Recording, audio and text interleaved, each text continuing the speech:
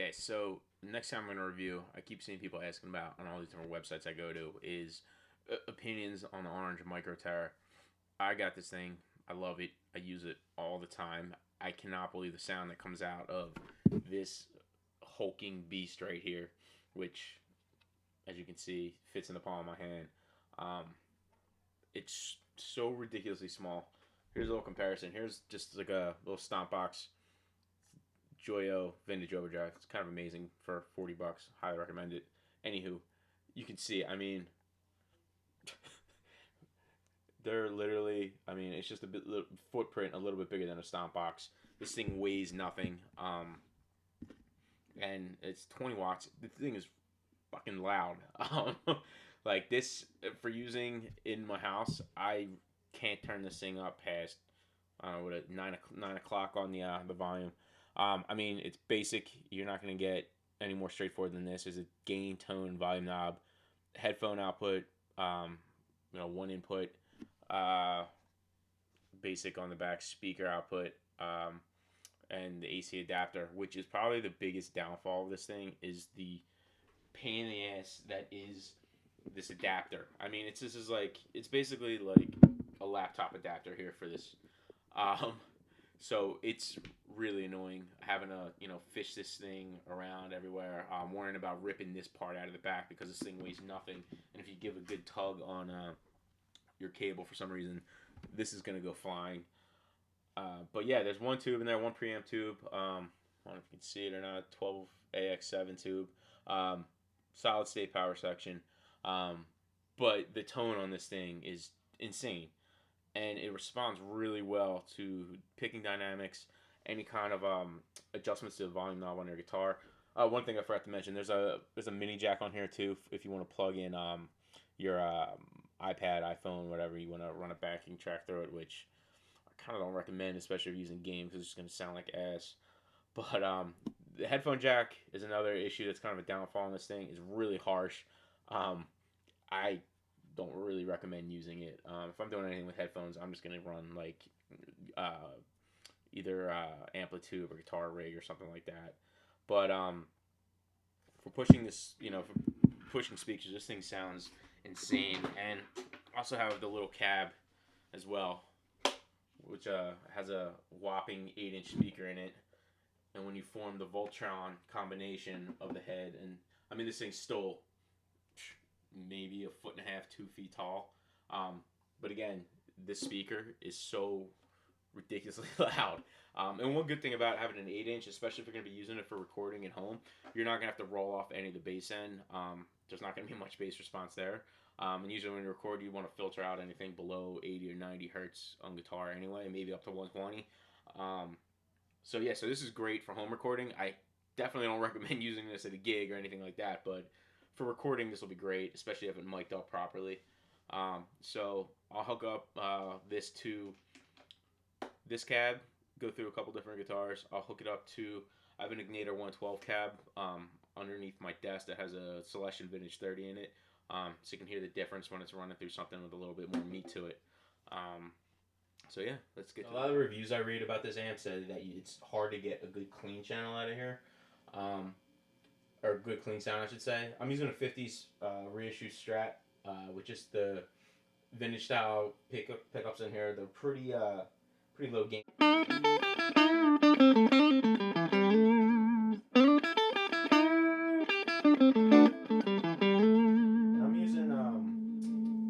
using the neck pickup where the volume's all the way up, and so it's.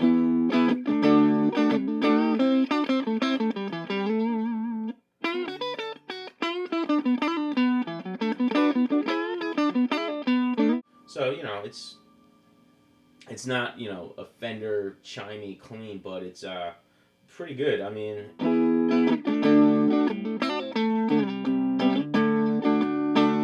so I like it. So let's crank the gain a little bit. Go halfway on the gain.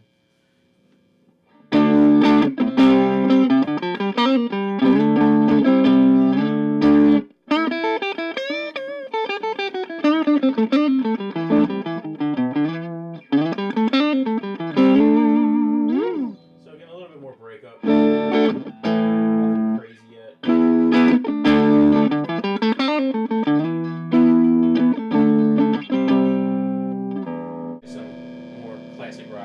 territory.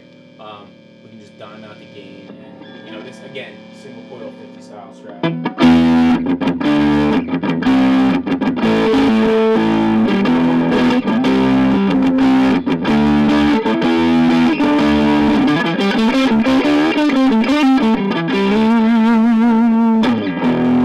Even though the gain is totally dimed out, I'm just going to lower the guitar volume to about 3.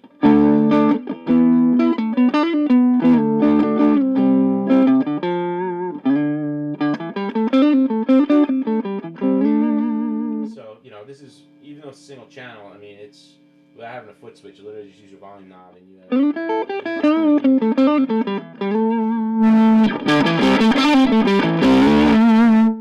So, I think that sounds pretty damn good for what it is and what you get for 150 bucks. Okay, next guitar up, we have a lovely Paul Reed Smith SE 24 Custom. The humbuckers in here, a little bit more output than the Strat, obviously. But again, I had the guitar's volume rolled off to 2 on the bridge. And the gain on the amp is still cranked to, it looks about 10 on there. So, you know, this just shows you how responsive this amp is to how you're going to handle your pickups.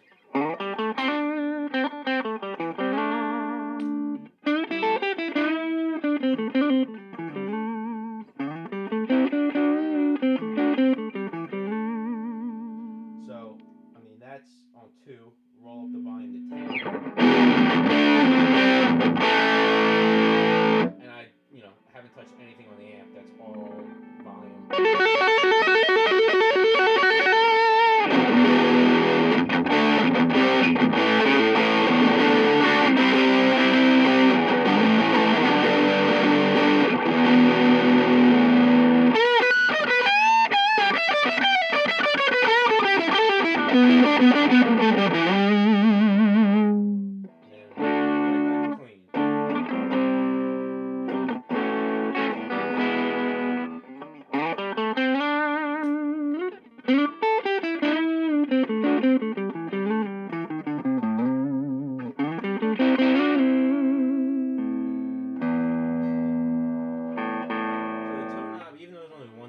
It's really responsive. It makes it a lot more.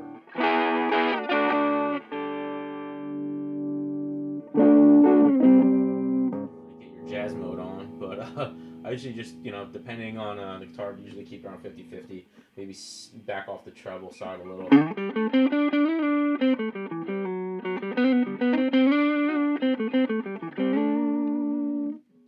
The next guitar, I'm going to use this Les Paul Gold Top with P90s. This is the Gibson 60s Tribute, but I backed off the gain a little bit to probably about 3 o'clock just to tame some of the buzz from these. But I have it set to the bridge pickup right now, and the bridge is on 1.5, or the neck is on 1.5. But again, switch over to the bridge and it's on 10.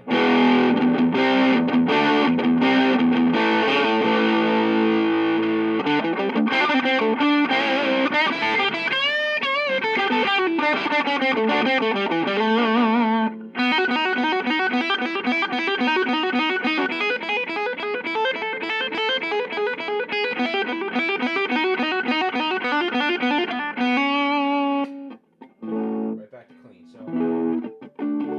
depending on how you handle your volume and your pickups and whatnot, you can easily, you know, use the gain on this amp with no problem, as well as using clean without having to use any kind of pedal or anything like that. But speaking of pedals, it does take pedals surprisingly well. But first, I'm gonna switch this over to the 1x12 Egnater you can see behind there, and just kind of show how much more oomph this thing gets. Okay, so switching over to the Egnater 1x12 with a Celestion Vintage 30 in it.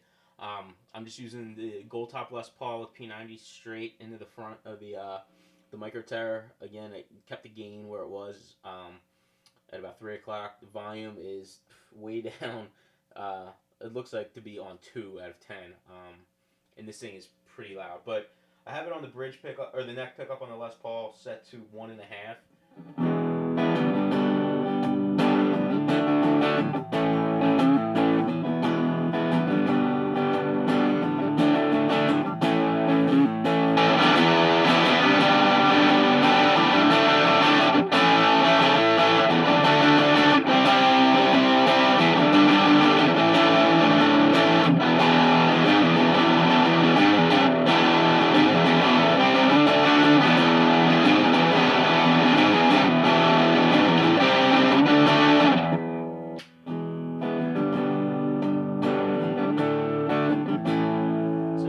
See, I mean,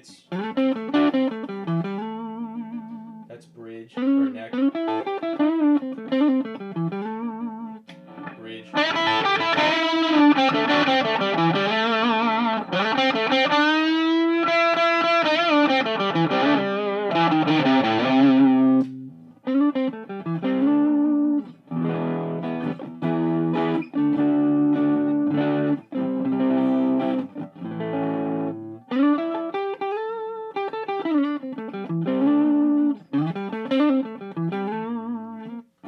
So again, that's on maybe 2 out of 10 on the volume.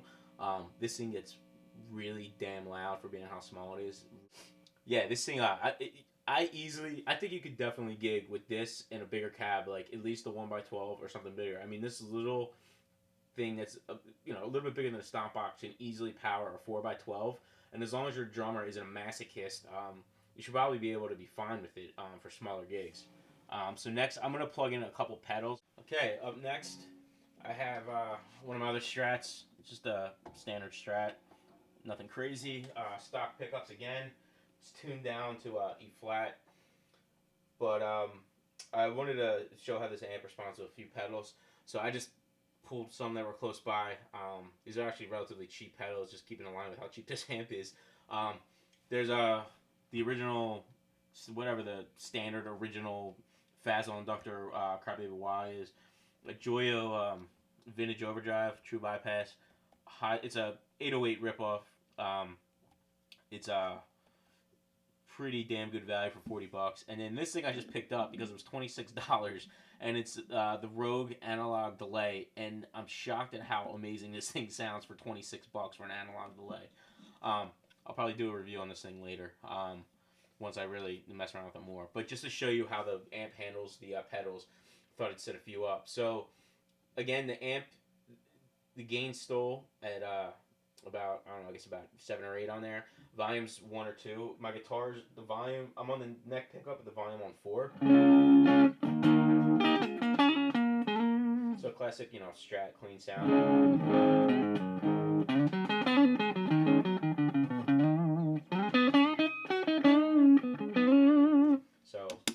On the delay.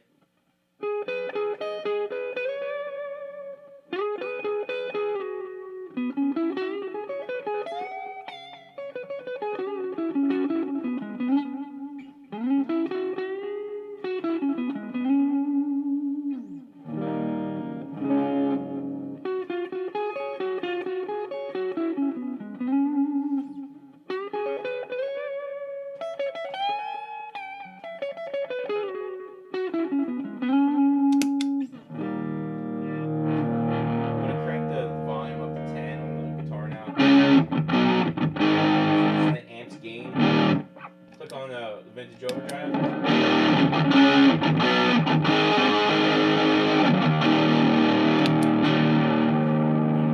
Let me lower the gain down to 3. Turn off the master. Here's the clean sound.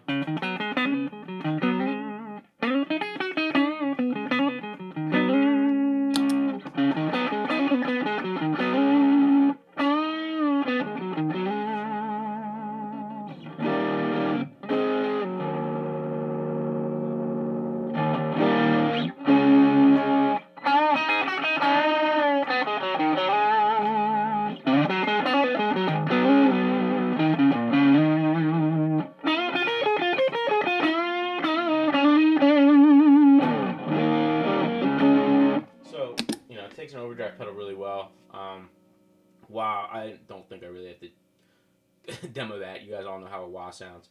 But all in all, this thing is pretty goddamn amazing. And for the price of, you know, a decent pedal, it's a no-brainer. Even if you want to just keep one as like a backup amp, you know, this thing will fit in the pocket of a gig bag. So if your main amp goes down, you could have a backup that's, you know, going to cost you $150 and it'll probably like save your ass. So yeah, I mean, I highly, highly, highly, highly recommend this thing. If you have any questions, please let me know. Yet again, rip apart my playing. Let me know if there's any other way you want to hear this thing. I don't know. Just get back to me in a minute.